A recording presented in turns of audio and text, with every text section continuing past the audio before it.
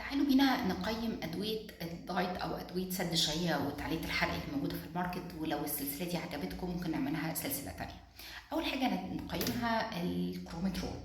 كروميوم نديله 5/10، 4/10 كمان. تأثيره ضعيف لرفع الحرق وتأثيره ضعيف لسد الشهية مع معظم الحالات، غير إنه أوقات بيعمل غثيان وتقل في المعدة، فما يدونوش أكتر من 5/10. تاني حاجة للكروميوم الكروماكس. طبعا الكروماكس من الحاجات الكويسة جدا، نديله حوالي 7/10 لأنه بيسد الشهية، لأن هو مليان مواد كتير زي الجرسينيا والكروميوم والشاي الأخضر، فهو بيسد الشهية بنسبة كبيرة وبيعلي الحرق، فنديله حوالي 7/10، ملوش أي آثار جانبية وبيتاخد تقريبا مع معظم الحالات. تالت حاجة ممكن نقيمها الترانجوسليم. الترانجوسليم للأمانة نديله من 8/10 لأنه منتج كويس جدا. نسبة الكروميوم فيه عالية قوي، والجرسينيا عالية جدا، فهو بيشتغل على الشاي والحرق. قرصين الصبح قبل الفطار بيفرقوا جدا جدا مع معظم الحالات، بس ممنوعين مع أمراض الضغط العالي. لازم تتاخد تحت إشراف طبي. ممكن نقيم ايه كمان؟ الراكتونسلام.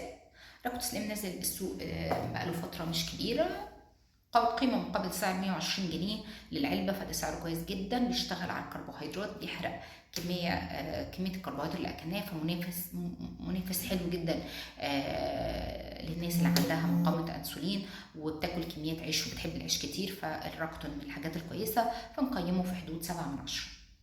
نقيم ايه كمان؟ نقيم حاجه زي ساكسندا. للامانه ساكسندا ما ادهاش اكتر من 4/10. عملت ضجه فتره من الفترات والناس كلها جابتها، لقيت ان السايد افكت بتاعها مش قوي، بس مش قويه قوي في سد الشهيه. تلاقي الحاله مع اول جرعه سد الشهيه، تاني جرعه لا، انا حاسه ان انا باكل بنهم زي ما انا في الاول. غير انها مجرد ما بوقفها بيحصل شراهه كبيره للاكل، ولا كاني عملت نقيم الأوزمبيك نديله 7/10. كويس لسد الشهية، كويس لتظبيط حالة السكر، يعني في دكاترة كتير بطنة بتديله بديل أدوية السكر، فبيظبط السكر التراكمي كويس، بس مشكلته إنه بيبهدل الجهاز الهضمي. يعني الأعراض الجانبية بتاعته شديدة، من غثيان، من تقل في المعدة، دوت تقيل جدا على الجهاز الهضمي. وللأسف في ناس كتير بتضطر توقفه من كتر ما هو تقيل على الجهاز الهضمي، وبيتعب المعدة جدا وبيزود كمان ارتجاع المريء. فما نقيموش أكتر من 7/10، ودي من الأدوية اللي مستحيل تتاخد من غير إشراف طبي. طبعا كبير الليله كلها المونجارو، ده من احسن الادويه اللي نزلت السوق الفتره اللي فاتت. ماده GLP-1 من المنتجات الكويسه ومحترمه جدا، سايد افكت بتاعها قليل، مستحيل تتاخد من تحت اشراف طبي. الناس اللي بتجيب الالام وتستسهل الموضوع اوعوا تاخدوه من غير اشراف طبي.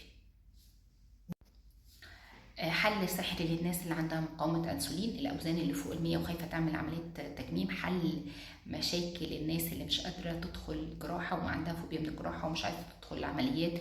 أوزان عالية جدا بتوصل لفوق 150 وبتنزل وبتحقق أرقام كبيرة مع المونجارو. نقول كمان بس ما تتاخدش إلا تحت إشراف طبي. الجرعات بتاعتها بتكون محسوبة، الأعراض الجانبية بتكون قوية جدا لو أنت أخدتها لوحدك، وبتوصل ل جاستريك باراليسيس اللي هو شلل المعده. فارجوكم ما تاخدوش ادويه من غير اشراف طبي. ده كان تقييم سريع لمعظم الادويه اللي موجوده في السوق. لو عجبتكم السلسله سيبوا لنا كومنت او قولوا لنا ايه الادويه اللي حابين نتكلم عنها تاني.